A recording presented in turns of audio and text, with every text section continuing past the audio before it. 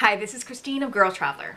Today I'm going to do a travel Q&A, and the topic is how to decide what country to pick for an exchange. I got this message from Caprice, who lives in Australia. She has this huge decision to make about what country she should choose to do her language exchange in. She has a handful of languages that she's interested in learning, as well as a handful of countries that she wouldn't mind living in because they have the language. She's asked me as a fellow traveler what my insights are on those countries and how to make a decision. First of all, what I'm going to say is let's take the names of the countries out. Let's just leave this space right now for you and what you want. So we can wax the pros and cons the whole day. We can do it for a week. We could do it for a year. The pros and cons of this situation, figuring out how they sound, how they smell. But basically, this is all lukewarm ideas right here. They're practical, they're logical, but not necessarily are they things that you really want.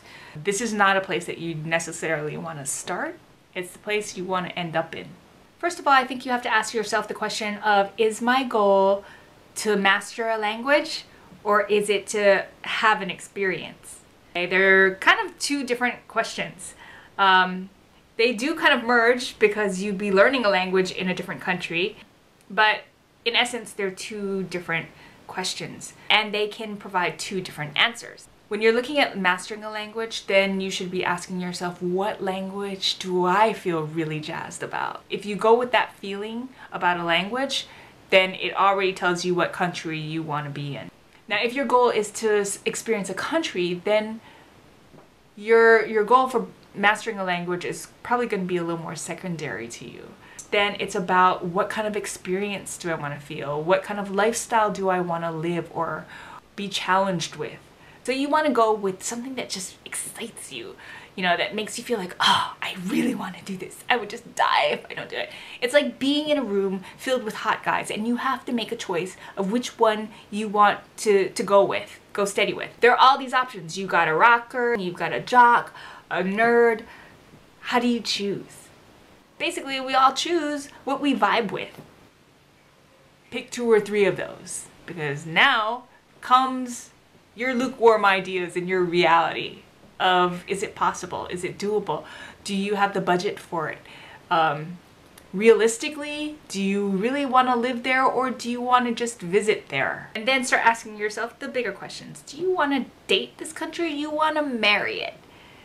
Now, when you're looking for an exchange abroad, you're pretty much in the marrying zone. Can you see yourself eating Chinese food every day? Can you imagine yourself sterilizing your water every time you want to drink something or brush your teeth? In that sense, you kind of got to figure out what's going to really work for you and vibe for you in the long haul. Living abroad is going to be fun, but it's also going to be challenging. This is a give and take. You will hit the hard times. You will have the great times. What I personally strive to is to always feel with my gut, what is the one thing that I want to do the most? Because when you choose from your passion, that's gonna probably pull you through the thick and thin. If you choose from your brain, your logic, then that might quickly wear out when the rough times come.